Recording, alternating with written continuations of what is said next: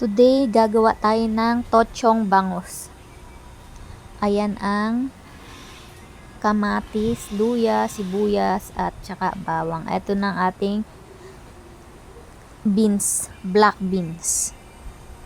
At ito ang sinasabi nila na, ano bang tawag dyan?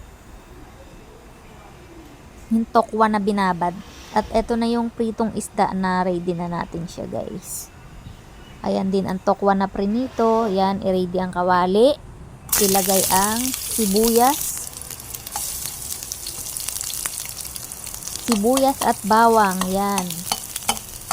Igisa-gisa nyo lang yan. Pagkatapos, pwede nyo nang ilagay ang luya. Ang luya, wag nyong kalilimutan dahil yan ay magpapasarap sa ating tochong bangus. Ayan ang luya ng ating buhay.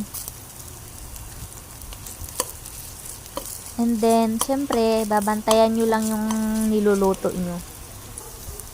Kung sa tingin nyo ay okay na, pwede na nating ilagay ang kamatis.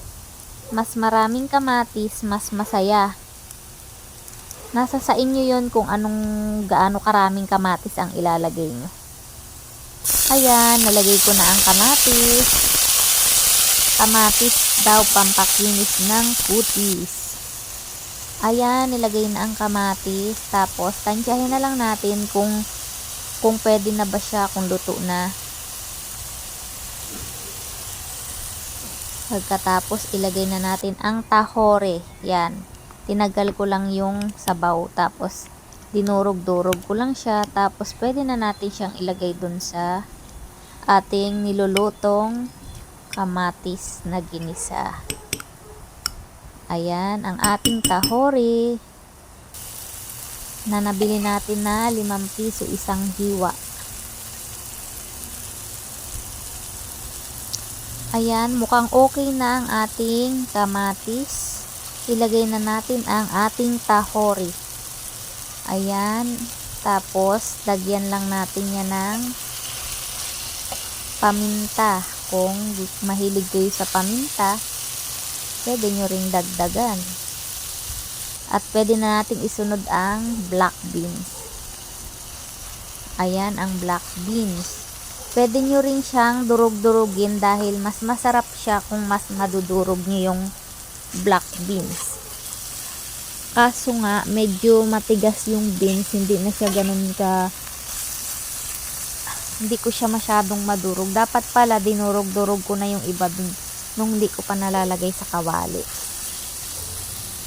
Tapos pwede nyo na siyang lagyan ng tubig. Tapos bantayan lang natin hanggang sa kumulo.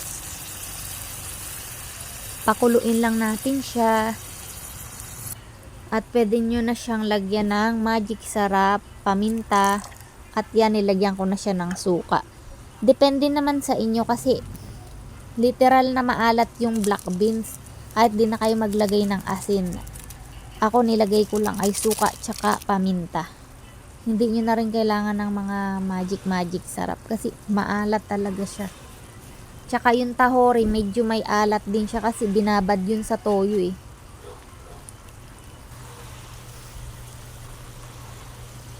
Ayan, kumukulo na ang ating sabaw, ang ating sarsa. Pagkatapos niyan, pwede na nating inilagay ang ating pritong bangus. Ayan, napakasarap niyan guys. Kung mahilig kayo sa kakaibang lasa, pwede nyong itry ang tochong bangus. Ayan, nalagay ko na yung tochong bangus. Pwede na rin nating isunod ang tokwa, ang ating prinitong tokwa. Ayan, dinamihan ko yung tokwa, 2 slice yan, binili ko.